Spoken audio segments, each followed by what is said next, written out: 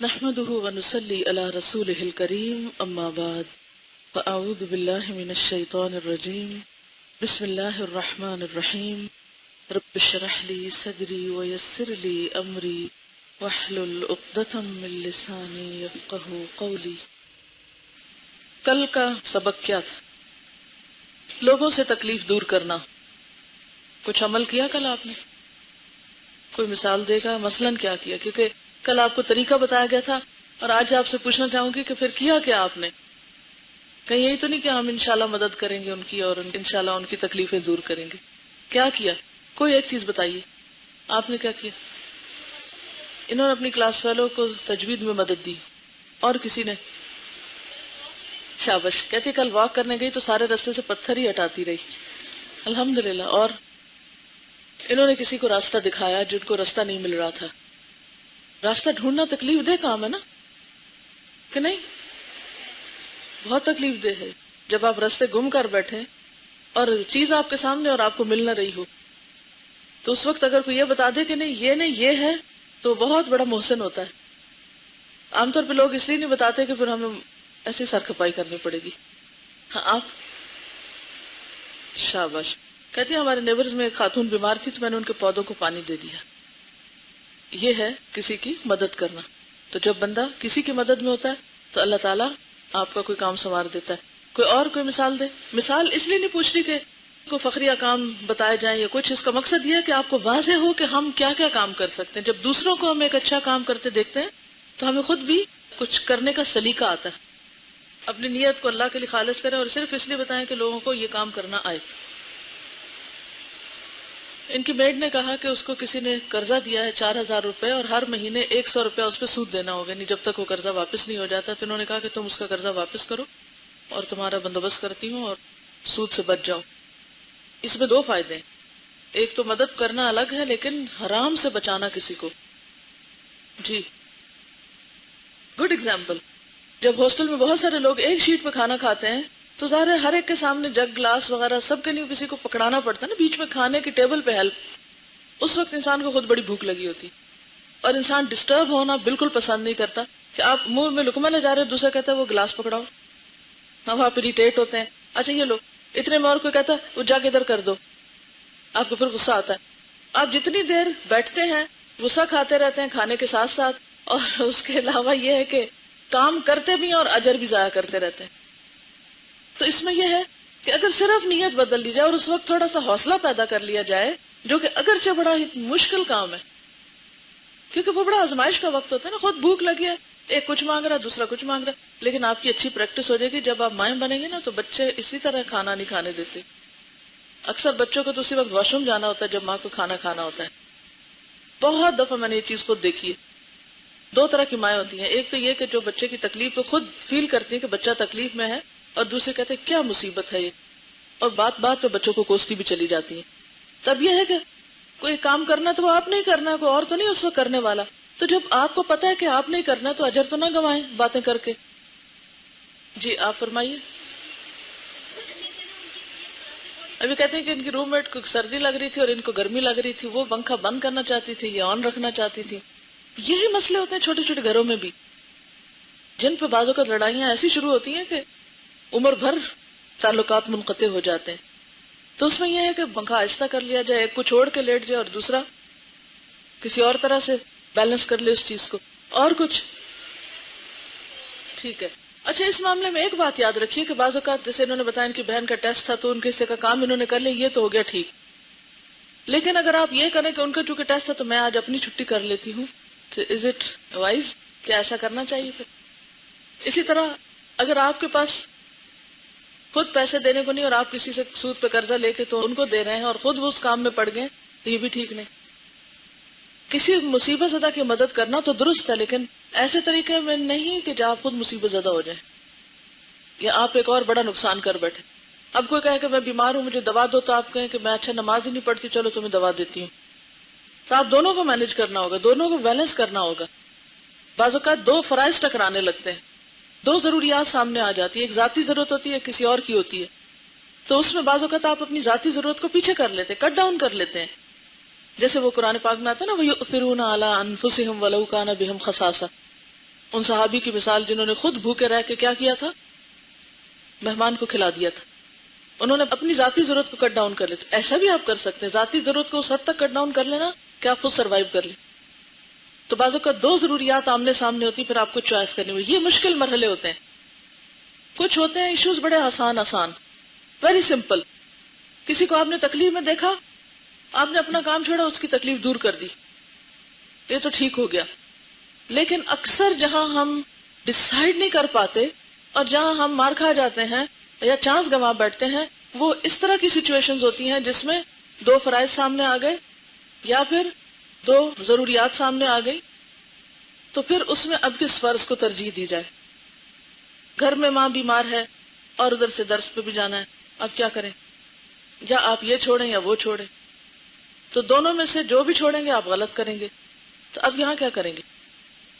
اس میں دو صورتیں ہو سکتی ہیں. ایک یہ ہے کہ ان لوگوں کے لیے کوئی آلٹرنیٹ کا انتظام کریں.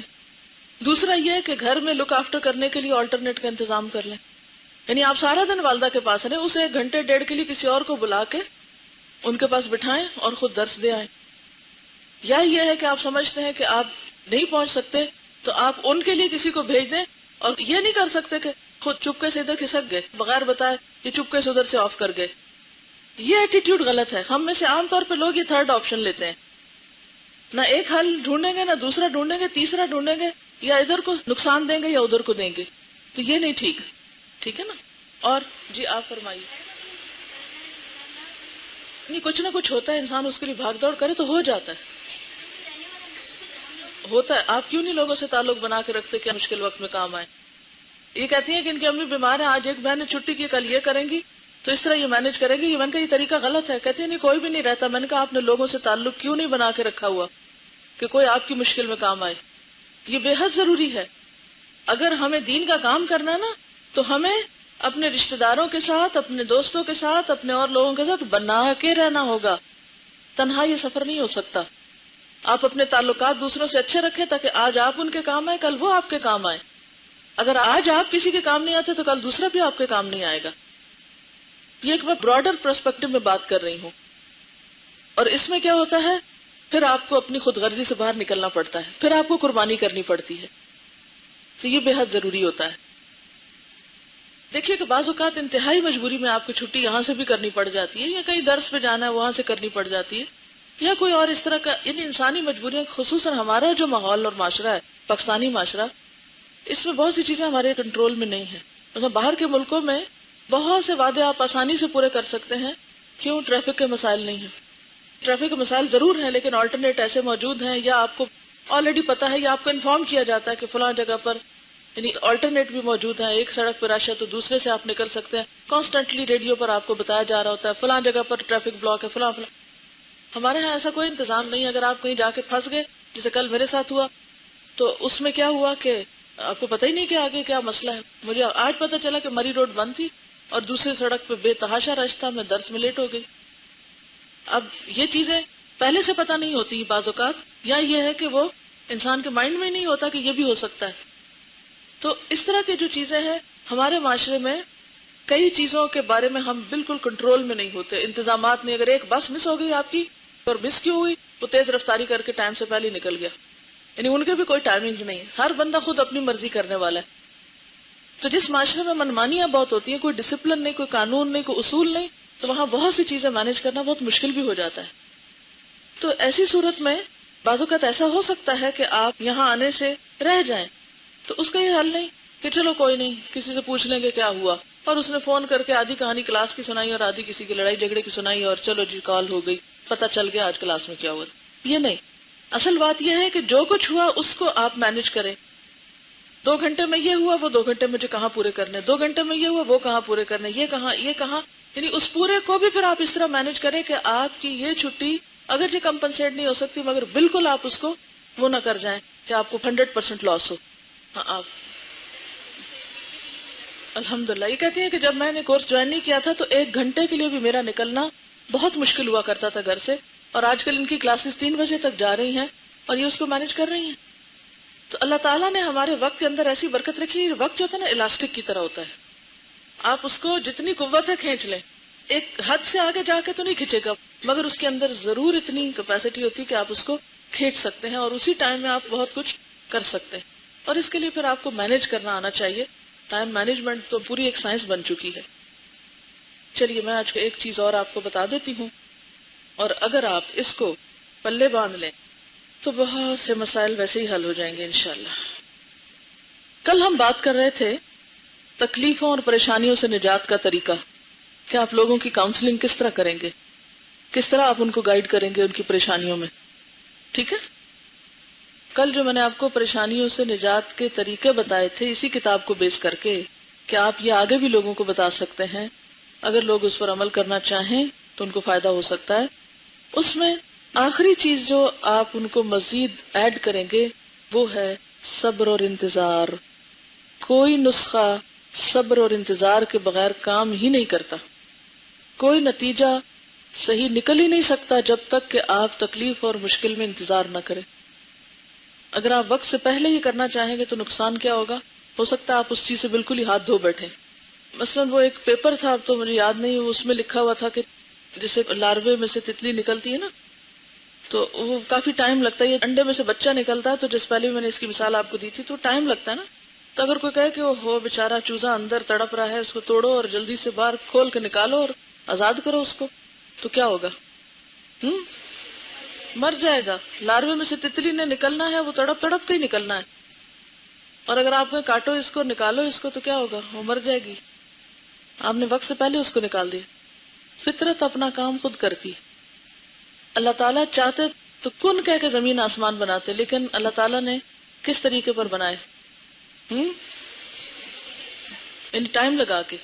اور کوئی مثال صبر اور انتظار کی؟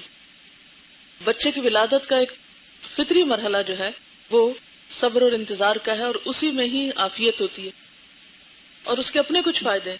لیکن جو لوگ بے صبری کرتے ہیں، فوراً آپریشن کرتے ہیں، تو اس کے آپ دیکھیں کہ بعد میں کئی ایک نقصانات ہوتے ہیں. آپریٹ کر کے اگرچہ سہولت ہو جاتی ہے، مگر جو جسم ایک دفعہ کٹتا ہے تو پھر واپس اگرچہ اسے بظاہر جوڑ دیا جاتا ہے، مگر وہ اس طرح تو نہیں ہوتا جس طرح وہ کٹنے سے پہلے ہوتا ہے. جی آپ فرمائیے. جی ہاں، اگر کوئی کہے میں بہت بھی ذہین ہوں تو 1 سال میں نہیں میٹرک کر سکتا پہلی جماعت سے لے کر. جی آپ. جی ہاں، رات اور دن کس طرح گریجولی تبدیل ہوتے ہیں. ٹھیک، بہت سی نشانیاں اور مثالیں ہیں. اسی لیے جب تکلیف آ جاتی ہے، کوئی پریشانی ہو جاتی ہے، کوئی مصیبت آ جاتی ہے، تو پھر اس کے لیے علاج تو کرنا ہی چاہیے. یہ نہیں کہا گیا علاج نہ کرو. تو آپ کیا کریں گے؟ حرص تو رکھیں گے اچھی چیز کی، لیکن اس منزل تک پہنچنے کے لیے صبر اور انتظار سے کام لیں گے. کیا سمجھ آئی؟ سخت سے سخت تکلیف میں بھی مایوس نہیں ہونا. اچھے دنوں کی امید، انتظار اور حرص، اور اللہ سے دعا کے ساتھ مشکل کے جانے کا انتظار. کیا حالات ہمیشہ ایک جیسے رہتے ہیں؟ قرآن پاک میں آتا ہے تِلْكَ الْأَيَّامُ نُدَاوِلُهَا بَيْنَ النَّاسِ. یہ دن ہم لوگوں کے درمیان گھماتے رہتے ہیں. آج تمہاری باری اور کل دوسرے کی باری، میری باری یا اس کی باری. مثلا آج میں صحت مند ہوں اور میں کسی بیمار کو دیکھتی ہوں تو میں سوچوں نہیں بیمار تو یہ ہے، یہ جانے اس کا کام جانے، میں تو صحت مند ہوں. کیا میرے پاس کوئی گارنٹی ہے کہ میں ہمیشہ صحت مند ہی رہوں گی؟ نہیں ہے نا. تو کل کسی اور کی باری ہو سکتی بیمار ہونے کی، آپ کی ہو سکتی، میری ہو سکتی. تو مشکلات تو آئیں گی، لیکن وقت ایک جیسا ہرگز نہیں رہتا. اللہ تعالیٰ خود کہتے ہیں ہم پھیر دیتے ہیں، ہم پھیرتے رہتے ہیں. اچھا، پھیرنے کو آپ کانسیپٹ لائیں یوں راؤنڈ، چکر سے گھمانا یا پھیرنا، یہ ہوتا ہے نا. اچھا، اب مثلا آپ بھی اسی سرکل میں ہیں. مثال کے طور پر ایک چیز لٹکتی ہوئی آپ محسوس کریں، اس لٹکتی چیز کے ساتھ کہیں ہیرا ہے، کہیں پتھر ہے، کہیں کوئلہ ہے، کہیں کچھ ہے، کہیں کچھ ہے.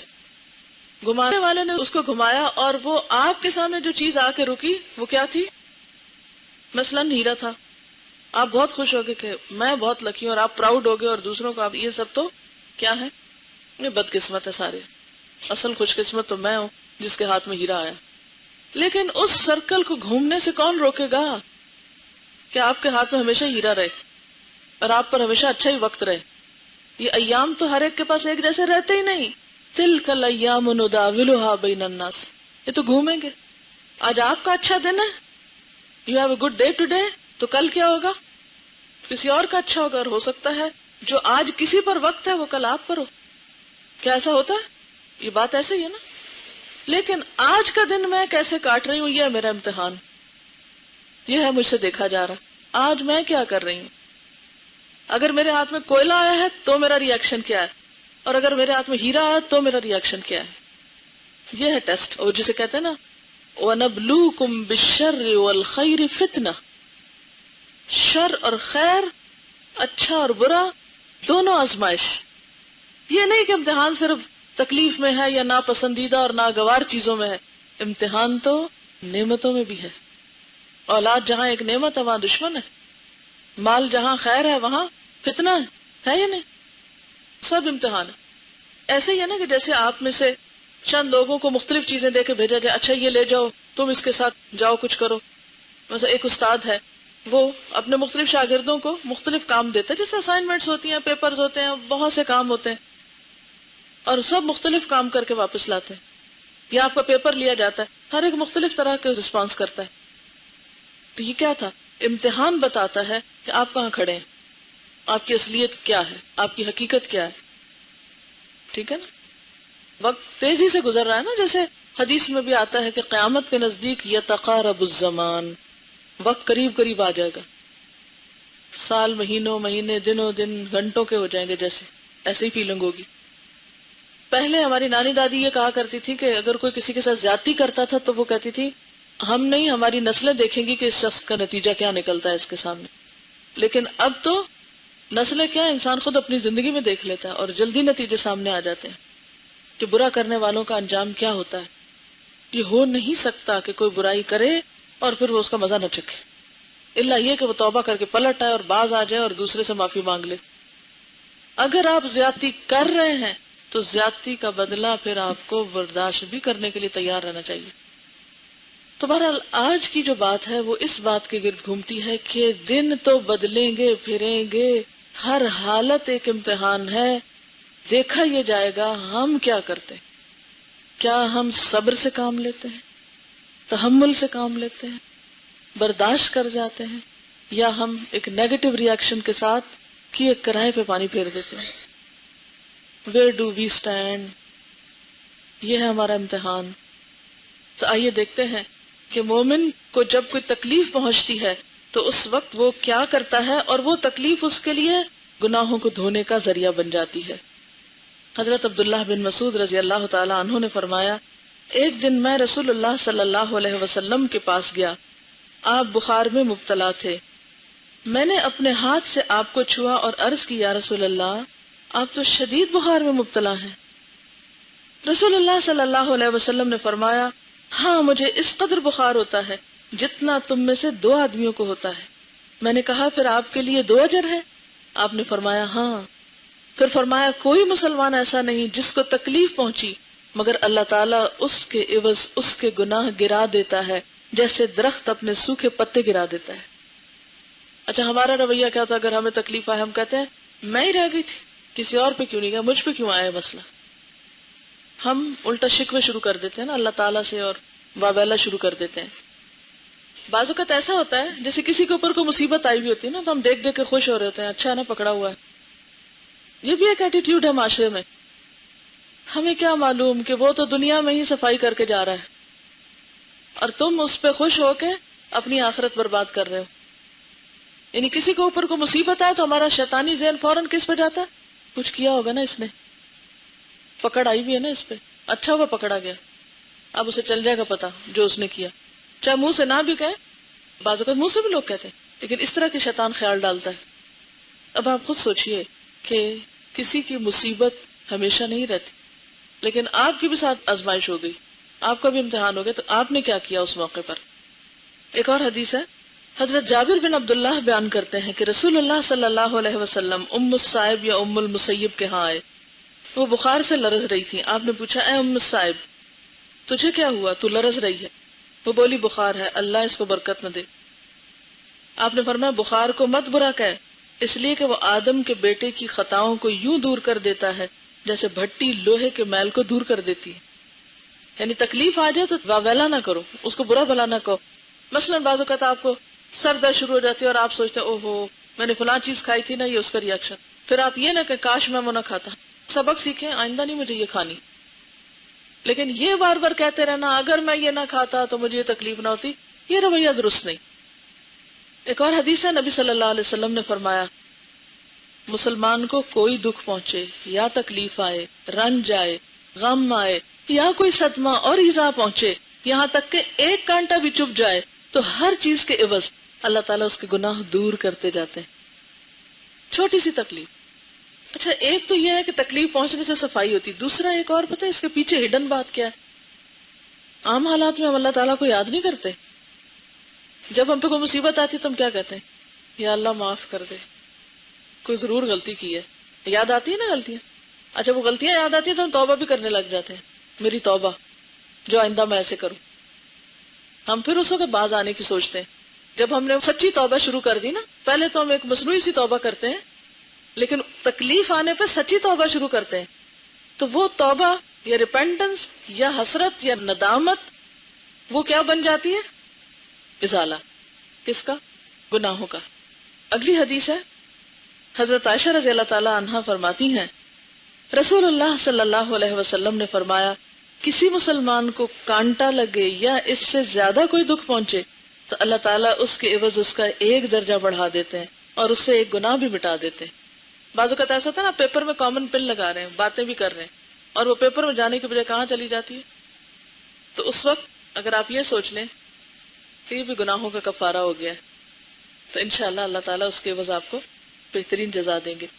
اب دیکھیے کہ کچھ بیماریوں پر انعام جو ہے وہ نبی صلی اللہ علیہ وسلم کی زبان سے ہمیں پتہ چلے. مثلا آگے دیکھیے، اگر بینائی جاتی رہے، کسی کو مرگی کی تکلیف ہو، کوئی طاعون کی بیماری سے فوت ہو، جس عورت کے بچے فوت ہو جائیں تو وہ قیامت کے دن اس کے لیے دوزخ سے آڑ بن جائیں گے. اسی طرح اگر کسی سے کوئی جرم ہو گیا ہو اور اس پہ حد جاری کی جائے، ایک دنیا میں سزا مل گئی، چور کے ہاتھ کٹ گئے یا زانی کو سنسار کر دیا گیا، تو وہ بھی کیا بن جاتی ہے؟ بہت زبردست توبہ اور گناہوں کے کفارے کا ذریعہ. پھر اسی طرح کچھ نیک اعمال ہیں جو انسان کے گناہوں کی بخشش کا ذریعہ بنتے ہیں، جیسے پیچھے وضو اور نماز اور ذکر کا پڑھا، یہاں حج یا عمرہ. پھر اسی طرح جو حج عمرے پہ نہ جا سکے وہ عرفہ اور عاشورہ کا روزہ رکھ لیں. پھر اسی طرح نماز تہجد کے وقت اٹھ کے نماز پڑھنا، یہ خاص طور پر گناہوں کے دھونے کا وقت ہوتا ہے. حضرت ابو ہریرہ رضی اللہ تعالیٰ عنہ سے روایت ہے کہ رسول اللہ صلی اللہ علیہ وسلم نے فرمایا ہمارا پروردگار بلند برکت والا ہے، ہر رات اس وقت آسمان دنیا پہ آتا ہے جب رات کا آخری تہائی حصہ رہ جاتا ہے، سحری کے وقت سے پہلے. وہ کہتا ہے کوئی مجھ سے دعا کرنے والا ہے کہ میں اس کی دعا قبول کر لوں، کوئی مجھ سے مانگنے والا ہے کہ میں اسے دوں، کوئی مجھ سے بخشش طلب کرنے والا ہے کہ میں اس کے گناہوں کو معاف کر دوں. یعنی وہ وقت پورے 24 گھنٹے میں سے رات کا آخری تیسرا حصہ کیا ہے؟ خاص وقت ہے گناہوں سے معافی کا. چلیے اب آگے رمضان المبارک. رمضان المبارک میں کرنے کے کام، کیونکہ رمضان کے روزے جو ہیں یہ بھی کیا ہیں؟ دراصل گناہوں سے کفارے کا ذریعہ. اب دیکھیے کہ رمضان آ رہا ہے اور آپ سب کو تیاری کرنی ہے، اور تیاری میں سب سے پہلے تو ذہنی تیاری ہونی چاہیے. کسی بھی کام کی جب آپ پلاننگ کر لیتے ہیں تو اس کا کیا فائدہ ہوتا ہے؟ جیسے آپ کو یہاں آنا ہے تو آنے کی جب آپ پلاننگ کر لیتے ہیں تو کیا ہوتا ہے؟ بیگ پیک کرتے ہیں، ہر چیز اپنے وقت پہ سنبھال کے رکھتے ہیں، مینٹلی آپ پریپیئرڈ ہو کے آتے ہیں، فزیکلی آپ تیار ہو کے آتے ہیں، ناشتہ کر کے آتے ہیں، بیگ سیٹ کر کے آتے ہیں. تو آپ کا دن کیسے گزرتا ہے؟ اور اگر آپ رات کے چلے گئے کسی شادی پہ اور بہت دیر سے واپس آئے اور گھر جا کے بھی آپ نے جو بستہ پھینکا تھا، صبح اٹھے اور ایسے گاؤن چڑھا کے بستہ اٹھایا اور آ گئے، کیا یہ 2 دن برابر ہے؟ نہیں نا. اسی طرح اگر آپ رمضان سے پہلے مینٹلی، فزیکلی، ہر لحاظ سے، گھریلو اعتبار سے تیاری کر کے رکھیں گے تو آپ کا رمضان اچھا گزرے گا انشاءاللہ. پورے شعور کے ساتھ اس میں داخل ہوں گے. جیسے نماز سے پہلے وضو کرتے ہیں نا، اور فرض نماز سے پہلے سنت پڑھتے ہیں، تو اسی طرح رمضان سے پہلے شعبان کے جو روزے رکھتے ہیں یہ بھی کیا ہوتے ہیں؟ دراصل رمضان کی تیاری. تو فرض نماز کے بعد بھی آپ سنتیں پڑھتے ہیں تو پھر آپ شوال میں بھی کچھ روزے رکھتے ہیں. یعنی رمضان فرض ہے شعبان اور شوال نفل ہے یا سنت کو فالو کرنا ہے، تو بالکل جیسے فرائض کے آس پاس سنتیں پڑھتے ہیں، اسی طرح رمضان کے آس پاس آپ روزے رکھ کے رمضان کا کفارہ ادا کرتے ہیں۔ تو پہلی تیاری تو آپ کی شعبان سے شروع ہو جاتی ہے، جیسے نماز کی وضو سے شروع ہو جاتی ہے، حج کی احرام سے شروع ہو جاتی ہے، ٹھیک ہے۔ تو آپ کو سب سے پہلے کچھ سوچنا ہے کہ مجھے کیا کیا کام کرنے ہیں۔ ایک تو یہ ہے کہ ساری دہرائی کر لینی کہ رمضان میں کرنا کیا کیا ہے، اس کی لسٹ بنا لینی ہے۔ دوسری بات یہ ہے کہ گھریلو اعتبار سے بھی آپ کو تیاری کر کے رکھنی ہے۔ مہینے بھر کا راشن جو گھروں کو مینج کرتے ہیں، کیا پکے گا، کس کو کیا دینا ہے، رمضان میں کیا صدقہ خیرات کرنا ہے، وہ سب نکال لیں۔ رمضان سے 1-2 دن پہلے سارے گھر کی اچھی سی صفائی کر لیں۔ صفائی سے مراد کیا ہے کہ آپ نے جو جو کچھ نکالنا ہے رمضان میں دینا ہے، ہر وارڈروب کھول لیں، کچن کی الماریوں کو جو فالتو پڑا ہے سب نکال کے ایک طرف رکھ لیں۔ جو ہی رمضان شروع ہو روز صدقہ خیرات شروع کر دیں۔ عزیزوں اور رشتہ داروں کو کیا تحفے تحائف دینے ہیں، عیدیاں کیا دینی ہے اور کیا کرنا ہے، عید پہ کپڑے کون سے پہننے ہیں، بچوں کو کیا پہنانا ہے، وغیرہ وغیرہ۔ یہ ساری چیزیں اگر آپ شعبان کے آخری عشرے میں کر لیں تو پورا رمضان آپ کا اطمینان سے گزر سکتا ہے۔ پھر یہ ہے کہ رمضان آ گیا، سب سے پہلا کام کیا کرنا ہے، آپ نے روزے رکھنا ہے۔ رسول اللہ صلی اللہ علیہ وسلم نے فرمایا جس شخص نے ایمان کے ساتھ ثواب کی نیت سے رمضان کے روزے رکھے تو اس کے پہلے گناہ معاف کر دیے جاتے ہیں۔ تو رمضان گناہوں کی بخشش کا بھی ذریعہ ہے، ٹھیک ہے، اسی کے ساتھ لنک کر رہی ہوں آپ کو۔ اور اس کی دلیل کیا ہے؟ نبی صلی اللہ علیہ وسلم نے فرمایا جس نے ایمان اور ثواب کی نیت سے اللہ کی رضا کی خاطر رمضان کے روزے رکھے اس کے پچھلے گناہ معاف ہو جائیں گے۔ تو جس طرح آپ نے صلاۃ التوبہ پڑھی تھی، جس طرح آپ نے ذکر اذکار شروع کیے، ان سلسلوں کو رمضان میں اور تیز کر دینا ہے تاکہ رمضان گزرے تو پورے کے پورے ہم گناہوں سے نکلے ہوئے ہوں۔ کیوں؟ کیونکہ آپ صلی اللہ علیہ وسلم نے ایک روز ممبر کی 3 سیڑھیوں پہ قدم رکھا تو ہر سیڑھی پر آمین کہا۔ صحابہ کرام نے عرض کیا کہ آج ہم نے آپ سے ایسا عمل دیکھا کہ اس سے پہلے کبھی نہیں دیکھا تھا۔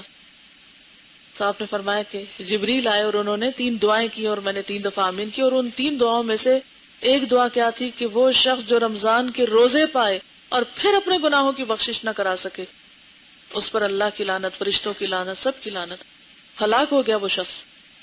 تو ہمیں پوری تیاری کے ساتھ رمضان میں داخل ہونا ہے اور پھر وہ عمل کرنے ہیں کہ جس سے ہمارے گناہ معاف ہو۔ تو پہلا کام اللہ کی رضا کی خاطر روزے رکھنا، کسی انسان کو جواب دینے کے لیے نہیں، کہ کسی کی شرم میں نہیں۔ لوگ کہیں گے لو اتنی بڑی ہوگی بھی روزے نہیں رکھتی، یا میرے ابا کیا کہیں گے، یا اماں کیا کہیں گے، وہاں سے ڈانٹ پڑے گی۔ نہیں، کسی کے لیے نہیں، اللہ کے لیے، ٹھیک ہے۔ نبی صلی اللہ علیہ وسلم نے فرمایا جس نے اللہ کی راہ میں 1 دن کا روزہ رکھا اللہ تعالیٰ اس کے چہرے کو جہنم سے 70 سال کی مسافت کے برابر دور کر دیتے ہیں۔ اب دیکھیں مشرق اور مغرب کا فاصلہ جو زمین کے اعتبار سے ہے وہ بھی زیادہ زیادہ 25-30 گھنٹے کا فاصلہ جہاز پہ۔ اگر آپ ایک اینڈ سے دوسرے اینڈ پہ جائیں 30 گھنٹے لگ جائیں گے، 40 گھنٹے جہاز پہ لگ جائیں گے آپ کو۔ لیکن اگر آپ اللہ کی خاطر روزہ رکھتے ہیں فی سبیل اللہ، اللہ کی رضا کے لیے، تو گناہوں میں اور انسان میں، یا جہنم میں اور انسان میں کتنی دوری ہو جاتی ہے؟ جیسے 70 سال کا فاصلہ ہو، یعنی 70 سال کوئی چلے، یعنی اس سے بھی زیادہ کہ جو آپ کے زمین کے مشرق و مغرب ہے۔ اور پھر اس کے علاوہ بھی بہت سے فائدے ہیں کہ جنت میں ایک دروازہ ہے جسے ریان کہا جاتا ہے، قیامت کے دن صرف روزہ دار اس سے داخل ہوں گے، ان کے سوا کوئی داخل نہیں ہوگا۔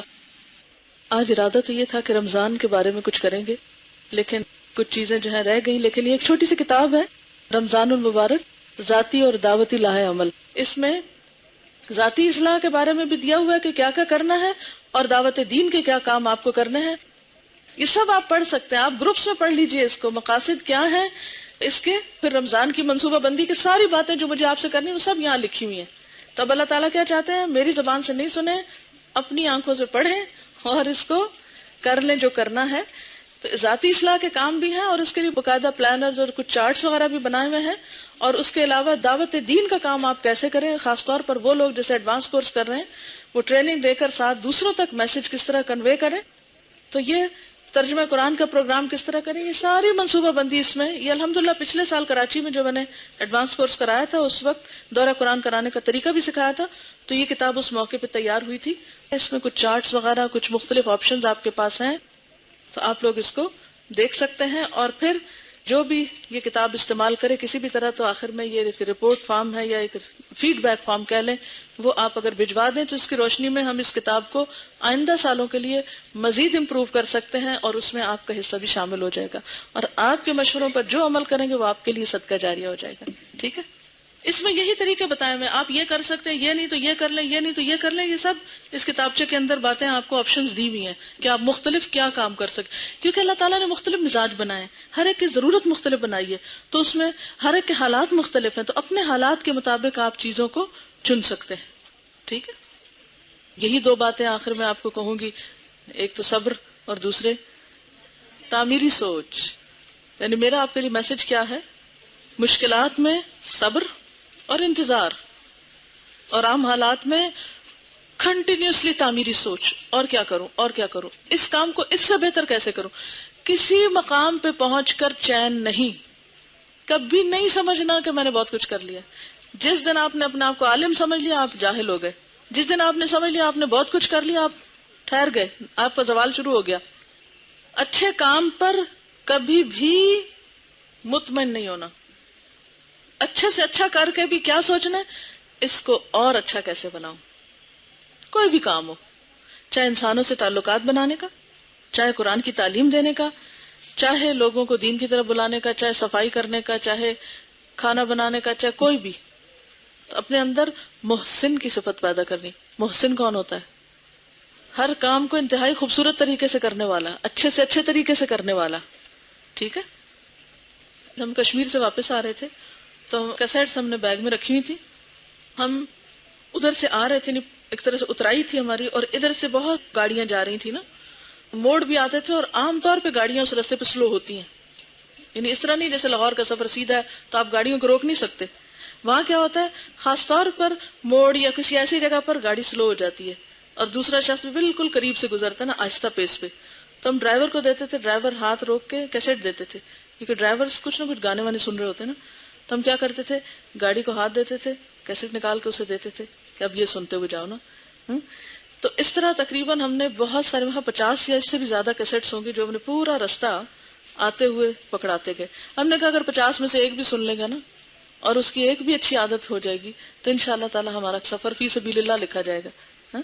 تو اسی طرح کہیں پر بھی آپ جائیں تو آپ کچھ نہ کچھ اپنے پاس رکھیں، اور کچھ نہیں تو سادے کاغذ ہی ڈال لیا کریں، حسب حالت لوگوں کو کچھ نہ کچھ لکھ کے پکڑاتے جایا کریں. اگر تعمیری سوچ ہوگی تو ہر دم آپ سوچیں گے لوگوں کے دکھ کیسے دور کروں، اور اگر آپ کے اندر یہ اللہ نے ڈال دیا نا کہ لوگوں کے دکھ کیسے دور کروں، تو آپ کے خود بخود آپ دیکھیں گے دور ہونے لگ جائیں گے.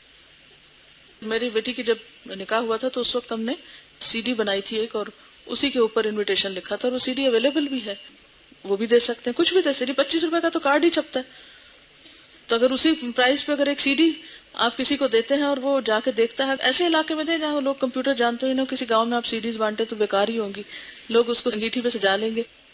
تو ہر علاقے کی مناسبت سے آپ ان کو چیز اویلیبل کریں. ٹھیک ہے؟ ہمارے گھر میں سے الحمدللہ سب جب ہم سوچ لیتے ہیں کہ ہم نے دین کے لیے کچھ کرنا ہے تو پھر وہ جدائیاں وغیرہ کوئی چیز میٹر نہیں کرتی، پھر ہم سب سوچتے ہیں بس ٹھیک ہے یہ دین کے فائدے میں، ہر ڈیسیژن اس اینگل سے لیتے ہیں دین کے فائدے میں کیا چیز ہے، تو اللہ تعالیٰ دنیا کا بھی فائدہ کر دیتا ہے، دنیا کے مسئلے بھی ساتھ ساتھ حل ہو جاتے ہیں. تو آپ لوگ بھی اگر فوراً یہ سوچا کریں کہ دین کا فائدہ کس چیز میں ہے نا، تو انشاءاللہ العزیز جو بھی کام آپ زندگی میں کریں گے آپ کا ثواب ہی ثواب شمار ہوگا. اور یہ بھی حکم ہے کہ ایک بات بھی آتی ہے تو آگے پہنچاؤ، بلغوا انی ولو آیا، تو آپ جو کر رہی ہیں وہ تو خود اپنے منہ سے بول کے پہنچائیں، اور جو خود نہیں کر رہی وہ آپ کتابوں اور پیمفلیٹس اور کیسٹس کی شکل میں دوسروں تک پہنچائیں. زندگی کس نے دیکھی اور کس کا دعویٰ ہے کہ وہ کسی دن جا کے پرفیکٹ ہو جائے گا اور پھر اس دن وہ دوسروں کو سکھانے کا کام کرے گا. یہ دونوں کام ساتھ ساتھ ہوا کرتے ہیں. ٹھیک ہے؟ میں بے حد معافی چاہتی ہوں، میری کسی بات سے کسی چیز سے آپ کو کوئی تکلیف کسی کو بھی پہنچی ہو تو میں واقعی آئی ڈو مین اٹ، یہ نہیں کہ میں اوپر سے کوئی تصنع سے یہ بات کر رہی ہوں، پلیز آپ درگزر کیجئے. جی آپ فرمائیے. اصل میں برانچ کھولنے کے لیے کچھ اصول، ضابطے، قاعدے، کچھ تیاری ہونی چاہیے. تیاری کے بغیر کوئی بھی کام کریں گے تو وہ پھر الٹا ہو جاتا ہے. جیسے آٹا گوندے بغیر روٹی پکائیں تو کیسی روٹی بنتی ہے، اور گوندنے کے لیے اس کو کتنی مار پڑتی ہے. تو اسی طرح آپ جب تک منج نہ جائیں، آپ جا کے برانچیں کھول لیں تو کباڑا ہو جائے گا. تو برانچ نہ کھولنے کی فکر کیا کریں، کلاس سے شروع کریں، گریجولی آگے بڑھیں، میں نے خود 20 سال تک ایک ایک دو دو لوگوں کو پڑھایا، چھوٹی چھوٹی کلاسز کو پڑھایا. پچھلے ابھی 10 سال میں یہ کام شروع کیا جو ایک کلاس یا ایک سیٹ اپ کے ساتھ ہے. اس سے پہلے میں نے ہمیشہ اپنے حیثیت کے مطابق ایک کو پڑھا، دو کو پڑھا، 10 کو پڑھا، 20 کو پڑھا، 100 کو پڑھا، ہفتہ وار پڑھا، ہفتے میں 2 دفعہ پڑھا، ہفتے میں 3 دفعہ، کرتے کرتے کرتے جب میں نے دیکھا کہ اب میری گرپ ہوئی ہے کچھ، پھر میں نے ایک کلاس کی شکل میں اس کو دیا. اب اگر میں 1 سال پڑھ کے اگلے سال میں جی لوگ اکٹھے کر کے پڑھانا شروع کر دوں، پتہ نہیں کیا کیا غلطیاں کروں. تو آپ کو انشاءاللہ طریقے مختلف سکھائے جائیں گے، لیکن گریجولی آگے بڑھیں، صبر اور انتظار کے ساتھ. جلدی نہ کریں اس کام میں. اگر آپ کی نیت اور ارادہ ہے اللہ تعالیٰ ضرور راستے کھولے گا. 3-4 لوگ مل جائیں تو پھر اسٹرینتھ ہو جاتی ہے، پھر برانچ کھول لیں آپ. لیکن اس کے لیے بھی ٹریننگ لیں، گائیڈنس لیں، پھر برانچز کھولیں. کیونکہ ہمیں کوئی شوق نہیں کہ ہمارے نام سے کوئی 10-20 کھلی ہوئی ہوں، ہرگز کوئی شوق نہیں. یہ ضرور شوق ہے کہ ہر بندے تک قرآن پہنچے، لیکن یہ شوق نہیں ہے کہ ہر جگہ الہدا کا نام لہرا رہا ہو، کیونکہ دنیا سے تو کوئی انعام نہیں چاہیے. یہ ضرور ہے کہ ہر جگہ کی ایسی کوالٹی ہو کہ واقعی پھر لوگوں کو صحیح فائدہ پہنچے. جن لوگوں نے بغیر کسی تربیت اور تعلیم اور ٹریننگ کے زبردستی برانچز کھول رہی ہیں، بس وہ ادھر ادھر لڑک رہے ہیں، پریشان ہوتے ہیں. پھر تو قرآن کلاسز سے آغاز کریں، ایک ایک کو پڑھائیں، اور پھر آہستہ آہستہ تجربہ حاصل کرتے کرتے آگے بڑھیں. تو انشاءاللہ تھوڑے سالوں میں بھی زیادہ کام ہو جائے گا. پھر انشاءاللہ میرا دل چاہتا تھا کہ میں جلدی کام کروں. میں جو پی ایچ ڈی کری تھی میں کہتی تھی میں نے درس دینے، مجھے بس اندر ایک ابال ہوتا تھا درس کروں درس کروں. میرے استاد صاحب نے مجھے بالکل منع کر دیا کہ صرف ہفتے میں ایک درس. 4 سال تک وہ مجھے ہلنے نہیں دیا. انہوں نے کہا آپ کیا پڑھیں گی اگر آپ سارا وقت گھومتی پھرتی رہی، آپ کی اپنی پروگرس رک جائے گی. تو میں کہتی تھی کیا پتا میں مر جاؤں تو پھر میں کیسے سکھاؤں گی، اتنی گمراہی پھیلی. کہتے تم اس کی ذمہ دار نہیں ہو، تم خود ہی نہیں ابھی تیار، تو تم کیسے آگے سکھاؤ گی. خود اپنا علم بڑھاؤ، اور جب تم یہ پختہ کر لو گی تو پھر تم آئندہ چند سالوں میں اتنا کام کر لو گی جو اس ڈگری اور اس علم کے بغیر بہت سارے سالوں میں بھی نہیں کر سکو گی. اور ان کی یہ بات بالکل درست تھی. تو الحمدللہ جب میں پڑھتی تھی تو ایز اے اسٹوڈنٹ بے حد محنت کرتی تھی، لیکن تبلیغ میں نے زندگی میں چھوڑی کوئی نہیں. ہفتے میں ایک دفعہ 1 گھنٹہ کہیں نہ کہیں لگی ضرور رہی ہوں، چھوٹا چھوٹا چھوٹا چھوٹا. لیکن جب پوری طرح فیل کیا کہ ہاں اب میں پریپیئرڈ ہوں، اور اس کو بھی 6 مہینے مجھے لگے یا الہدا کے سیٹ اپ کو قائم ہونے میں. میں جب واک کرتی تھی روز تو میں سوچتی تھی کہ ایک قدم آگے چلا گیا تو واپس نہیں پلٹنا، تو سوچ سمجھ کے فیصلہ کرنا ہے. تو جلد بازی نہیں کریں، صبر، انتظار، اور اللہ سے مضبوط تعلق جوڑے، علم میں پختگی پیدا کریں، ہر آئندہ دن کو پچھلے سے بہتر بنائیں. تو پھر انشاءاللہ آپ کچھ تھوڑا بھی کریں گے نا بہت ہو جائے گا. میں آپ سب کو اس رب کے سپرد کرتی ہوں جس کے سپرد کی ہوئی چیزیں ضائع نہیں ہوا کرتی. اللہ تعالیٰ آپ سب کو ضائع ہونے سے بچائے، اور دنیا اور آخرت میں آپ سب کے لیے آپ کے مستقبل کو بہترین کر دے. اللہ تعالیٰ ہم سب سے درگزر فرمائے اور واقعی ہمارے گناہوں کو دھو ڈالے اس وقت جب کہ ہم اس سے ملاقات کریں. سبحانک اللہم و بحمدک نشہد ان لا الہ الا انت نستغفرک و نتوب الیک. السلام علیکم و رحمۃ اللہ وبرکاتہ.